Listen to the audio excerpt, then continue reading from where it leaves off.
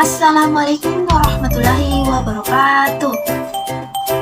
Bismillahirrahmanirrahim.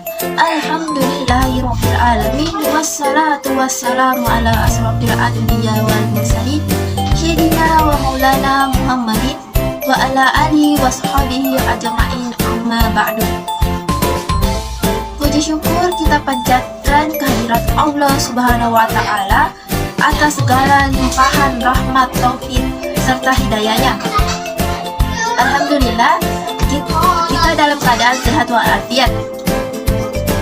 Sebelum masuk ke pembahasan, perkenalkan nama saya Asrianti Arsyad dengan NIK 2002010019 dan kelas 45A, Prodi Pendidikan Agama Islam, Institut Agama Islam Negeri Palopo.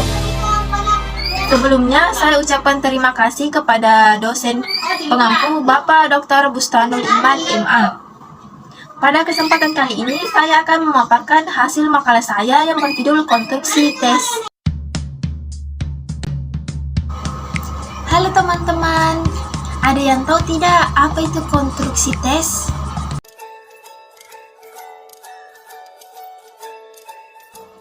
Nah, menurut Kamus Besar Bahasa Indonesia, konstruksi memiliki arti susunan dan hubungan kata dalam kalimat atau kelompok kata. Makna konstruksi sesuai dengan KBBI adalah arti susunan dan hubungan kata dalam kalimat atau kelompok kata. Sedangkan teks adalah sebuah wacana lisan dalam bentuk tulisan. Dalam Kamus Besar Bahasa Indonesia KBBI, teks naskah berupa kata palsu dari pengganti, kutipan dari kitab suci kuno, bahan tertulis untuk memberikan pelajaran ataupun pidato serta wacana tertulis.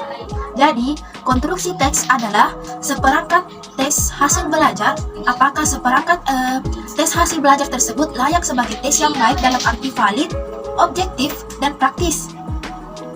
Konstruksi teks meliputi blueprint. Saya akan menjelaskan bagaimana menyusun blueprint dan bagaimana konstruksi atau merakit bentuk teks. Tujuan pemberian teks adalah untuk mengetahui penguasaan peserta didik pada kompetensi atau subkompetensi tertentu setelah memperoleh pengalaman belajar tertentu.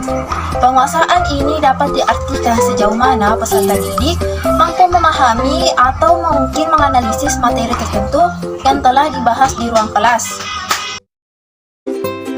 Tes yang banyak digunakan di sekolah adalah tes hasil belajar yang dilaksanakan di kelas. Tes ini mempunyai beberapa tujuan. Yang pertama itu menentukan tingkat kemampuan peserta didik. Yang kedua, mengukur pertumbuhan dan perkembangan peserta didik. Dan yang ketiga, meranking peserta didik berdasarkan kemampuannya. Keempat, mendiagnosis kesulitan peserta didik. Dan yang kelima itu mengevaluasi hasil pengajaran. Dalam pengembangan tes prestasi belajar, ada 5 langkah yang harus ditempuh, yaitu yang pertama, menyusun spesifikasi tes, yang kedua, menulis soal tes, yang ketiga, menentukan soal tes, yang keempat, melakukan uji coba tes, dan yang kelima, menganalisis butir soal. Nah, yang sekarang menyusun spesifikasi tes. Yang pertama, menentukan tujuan tes, yang kedua, menyusun kisi-kisi, yang ketiga, memilih bentuk tes yang sesuai, dan yang keempat, menentukan panjang tes. Selanjutnya, ada bentuk soal. Bentuk soal ini ada 6 macam yang sering digunakan. Yang pertama, pilihan ganda. Yang kedua, uraian objektif. Yang ketiga, uraian non-objektif atau uraian bebas. Yang keempat, jawaban singkat atau isian singkat. Dan yang kelima itu menjodohkan. Nah, itulah tadi beberapa poin yang telah saya jelaskan mengenai konstruksi teks. Cukup sampai di sini. Wabillahi taufiq wal hidayah. Wassalamualaikum warahmatullahi wabarakatuh.